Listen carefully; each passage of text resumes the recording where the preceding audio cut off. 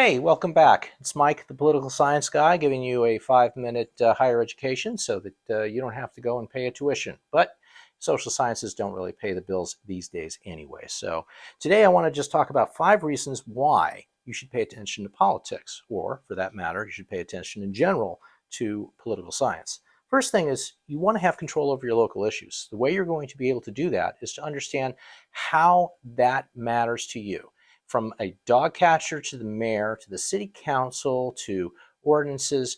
Once you are no longer transient, once you actually buy a home, once you actually have children, you're kind of set. You can't run away. So it's important to pay attention to that stuff. That will matter. Another one is control over how you see the world. It's big picture stuff, the big vision. Being able to understand that there's bigger factors going on in life than just the local stuff. We talked about that in the first part just for a second or two, but the big stuff matters too. So if there's huge forces outside of the United States that are causing inflation, like when we have an oil shock, or for example, if we have a pandemic, all of those things kind of enter into your world. Your small little world becomes part of that big world. So understanding the big vision of how these things will interact with you, it's going to be very helpful in terms of being able to handle them when they come, because they're going to be like big waves. Another one is understanding what motivates both the friend of you and your foe. So if you have somebody who, for example, is diametrically opposed to you, and you understand politics, you'll understand, hey, it's a struggle for power. He wants A, you want B, and understanding what motivates him. What makes that person tick? What is it that they want? What are the goodies that they want, as one of my favorite old professors used to say.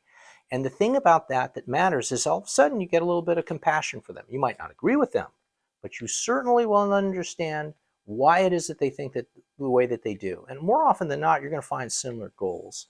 The next one that really matters is control over your future and your children's future. Because if you are engaged in politics and you make good decisions in terms of what your future is going to be, you know that where you bought a house and where your kids are being raised and where your wife goes shopping is safe, and probably an area that everybody wants to stay in and not run away from.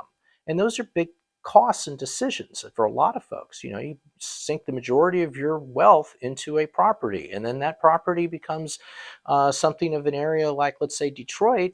You're moving, and all of your family connections, even more important than the money, are going to be spread to the wind, because families are going to get broken up because they did not pay attention to local politics. Happens all the time in the United States.